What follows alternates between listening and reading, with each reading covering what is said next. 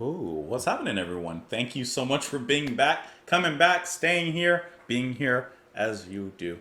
Let's go ahead and listen to some more Magazine. We're going to move on to the next track in their album, Real Life, which is going to be Burst. Can I tell you, just looking at the song titles, Shot by Both Sides, Recoil, Burst, Motorcade, sounds like it's about an assassination attempt. Like you could take all those song titles and kind of put them together. I don't know. I'm just saying. I'm not saying, but I'm just saying. Anyways, let's go ahead and get into Burst. We'll let it ride, and we'll talk about it after. Let's go.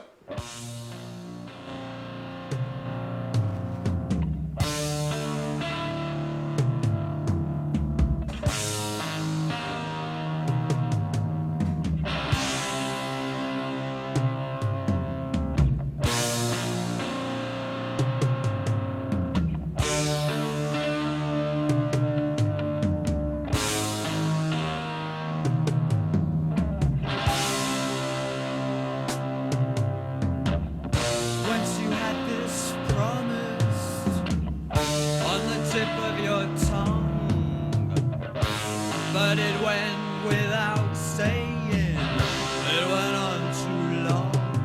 Bit of a mood here. All the straws you clutched at are bursting of flames, and so you smile that way, tantalizingly lame.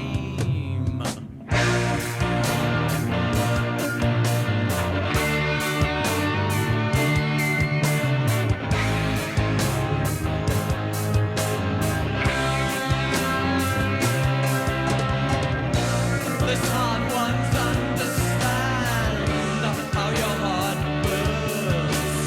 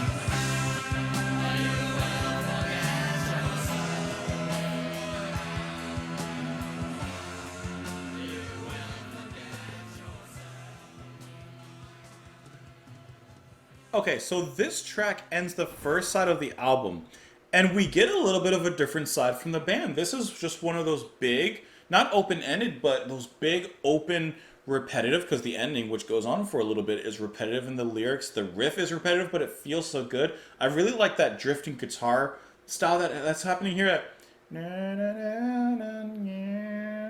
Like, just that little sustain, it's a small thing, but just the atmosphere of that guitar being allowed to ride out a little bit, it feels really good here.